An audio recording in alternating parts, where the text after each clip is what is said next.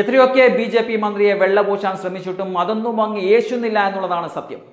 ബി.ജെ.പിയുടെ മധ്യപ്രദേശിലെ മന്ത്രിയായ വിജയ് ഷായുടെ സോഫിയ ഖുറേഷിക്കെതിരെയുള്ള പരാമർശം ഒരിക്കലും മാപ്പർഹിക്കുന്ന കാര്യമല്ല എന്ന് പറഞ്ഞുകൊണ്ട് മാതൃകാപരമായ നടപടിയാണ് സുപ്രീം കോടതി എടുത്തിരിക്കുന്നത്. ഇതുമായി ബന്ധപ്പെട്ട കാര്യത്തിൽ അന്വേഷണവും പ്രഖ്യാപിച്ചിരിക്കുകയാണ് സുപ്രീം കോടതി. അന്വേഷണത്തെ തടയാൻ ഒരു പരിധിവരെ ബി.ജെ.പിയിൽ നിന്നും ഇടപെടൽ ഉണ്ടായിട്ടുണ്ട്. അതൊന്നും ജുഡീഷ്യറിയെ ബാധിച്ചിട്ടില്ല എന്നതാണ് മനസ്സിലാക്കേണ്ടത്. അതുകൊണ്ട് തന്നെ സുപ്രീം കോടതിയെ പൊതുശത്രുവായി പ്രഖ്യാപിച്ചുകൊണ്ട് ബി.ജെ.പി. ഗോദി മീഡിയകളെ ഉപയോഗിച്ചുകൊണ്ട് സുപ്രീം കോടതിയെ കടന്നാക്രമിക്കുവാൻ ശ്രമിക്കുമെന്നതും ഉറപ്പാണ്. ആർട്ടിക്കിൾ 142 ഉപയോഗിച്ച് സുപ്രീം കോടതിക്ക് ഈ ഗോദി മീഡിയകൾക്കെതിരെ ശക്തമായി നടപടിയെടുക്കാം. ഇത്തരത്തിൽ സുപ്രീം കോടതിയുടെ നിയമപരിധി എന്താണെന്ന് മനസ്സിലാക്കാതെയാണ് അർണബ് ഗോസ്വാമിയെപ്പോലുള്ളവർ കിടന്നു തുള്ളുന്നത്. സുപ്രീം കോടതി നടപടിക്രമങ്ങളുമായി ശക്തമായി മുന്നോട്ട് പോകുമ്പോൾ അമിത്ഷാക്ക് ബി.ജെ.പിയുടെ മന്ത്രിയെ രക്ഷപ്പെടുത്തണമെന്നുണ്ട്. പക്ഷേ അത് നടക്കുന്നില്ല.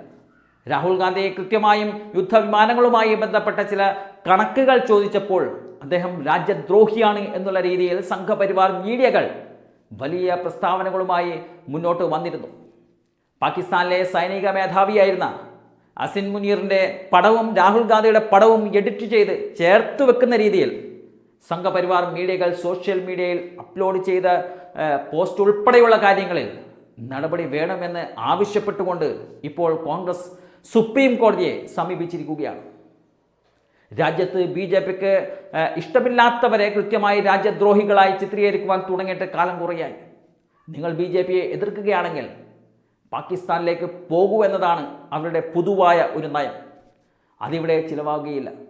ഓപ്പറേഷൻ സിന്ദൂർ നടന്ന ദിവസങ്ങളിൽ യോഗി ആദിത്യനാഥ് ബുൾഡോസർ ഉപയോഗിച്ച് ഇടിച്ചു നിരത്തിയ ഏതാണ്ട് 350ഓളം മദ്രസകളും അതുപോലെ കെട്ടിടങ്ങളും അടങ്ങുന്ന പ്രദേശങ്ങളുമായി ബന്ധപ്പെട്ട വിവരങ്ങൾ ഇപ്പോൾ പുറത്തു വരുമ്പോൾ ഇവിടെ സംഭവിച്ച നഷ്ടത്തിന് യോഗി സർക്കാർ കണക്ക് പറയണമെന്ന് സുപ്രീം കോടതി നിഷ്കർഷിക്കുമെന്നത് ഉറപ്പാണ്.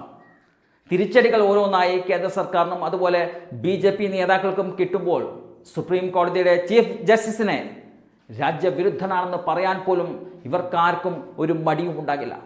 അതാണ് ഒരു സത്യം. ഇന്ത്യയുടെ പ്രതിപക്ഷ നേതാവായ രാഹുൽ ഗാന്ധിയെ രാജ്യത്തിൻ്റെ സുരക്ഷയ്ക്ക് ഭീഷണി എന്ന് പറഞ്ഞ അമിത്ഷാ ഇരിക്കുന്ന നാടാണിത്. സുപ്രീം കോടതിയുടെ നടപടിക്രമങ്ങളെ വരെ ചോദ്യം ചെയ്തുകൊണ്ട് കേന്ദ്ര മന്ത്രിസഭ ഇനി എന്ത് പൊല്ലാപ്പാണ് ഒപ്പിക്കാൻ പോകുന്നതെന്ന് കാത്തിരുന്ന് തന്നെ കാണേണ്ടി വരും.